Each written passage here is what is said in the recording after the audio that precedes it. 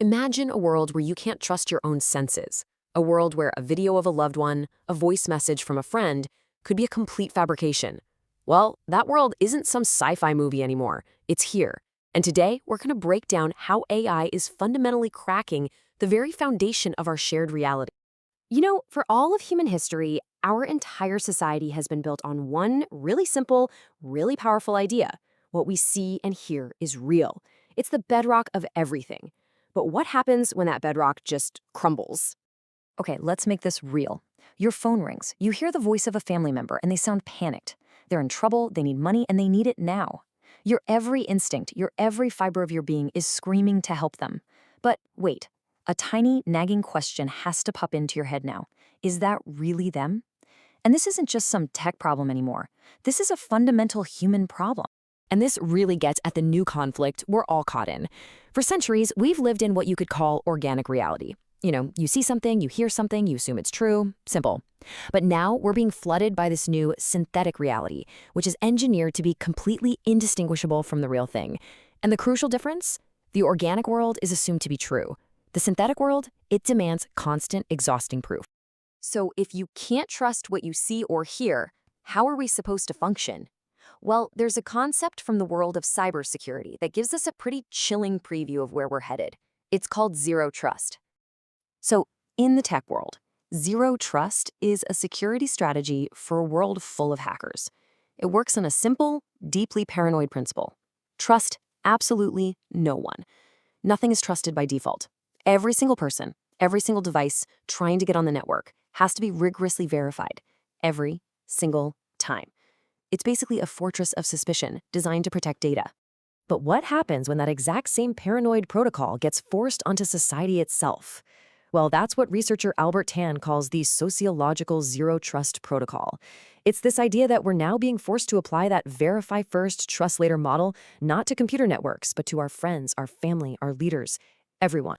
And as Tan puts it, this shatters a fundamental contract we all have with reality. He calls it the epistemic contract, that basic, unspoken agreement that seeing is believing. And it's not just damaged, he says. It is irrevocably broken. There's no putting this genie back in the bottle. So, living this way, it's not just an abstract idea. It has a profound psychological cost for every single one of us. It creates this constant, low-level hum of anxiety, this feeling that reality itself is, well, glitching. And that feeling actually has a name, ontological vertigo. It's that dizzying, disorienting sensation you get when you can no longer be sure what's real and what isn't. It's like the ground is constantly shifting beneath your feet, and you can't find a way to anchor yourself in a stable, shared world with other people. In this state of vertigo, the evidence from our own senses, what we see with our own eyes, hear with our own ears, it's no longer accepted as truth. It gets downgraded. It becomes provisional data. Just information that needs to be checked and double-checked and cross-referenced before you can even begin to believe it. So how does this ontological vertigo actually play out in our daily lives? Well, there are two main symptoms. First, there's preemptive distrust. Our default setting just flips from trust to suspicion in basically every interaction. And second, we all start paying something called the verification tax. And that's the constant mental energy we have to spend scrutinizing and fact-checking every little thing, which, let's be honest, is completely exhausting. Let's just walk through what paying this tax actually looks like. It used to be simple, right? You'd get some information and you'd proceed. But now, look at this. You receive information and boom, step 2 is immediately activating suspicion. Then you have to go cross-reference the source, try to verify the identity, and only then, after all that mental work, can you maybe, cautiously, proceed. We have to run this mental calculation for everything now, and that constant effort just wears you down. And this isn't just an individual problem, right? This constant tax, this pervasive doubt, it has a huge cost that ripples outward, threatening the very glue that holds our society together. Think of trust as the ultimate currency. It's our social capital. It's what lets us cooperate, form communities, build things together. You could say it's the lubricant and the engine of society. And this sociological zero trust protocol, it's like we're just pouring handfuls of sand right into that engine. Everything grinds to a halt. So, as that trust erodes, we're forced to shift how we connect with each other. We move away from what you could call social bonds over to ledger bonds.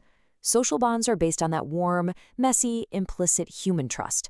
Ledger bonds, on the other hand, are based on cold, hard, cryptographic proof. One is flexible and human, the other is rigid and absolute. And this presents us with a really stark choice. On one side, you have a high-trust society. That's the world of handshake deals, of shared social norms. The result is social connection.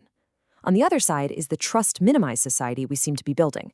It demands cryptographically signed contracts for everything, explicit verification for every claim, and the end result of all that? Social isolation. So where does all this lead? I mean, if we follow this path to its logical end, we arrive at a final, pretty chilling consequence for all of us. And that end state is called digital atomization. It's the point where we all become like isolated little atoms. We withdraw from each other not because we're angry, but because the sheer effort, that verification tax we talked about, of trying to establish trust just becomes too high. It's just too much work. It all just boils down to a simple, devastating calculation. We stop connecting because the risk and the mental cost of trusting another person become way greater than any potential reward. So we retreat into our own little verified, isolated bubble. And so that leaves us with one final, unavoidable question.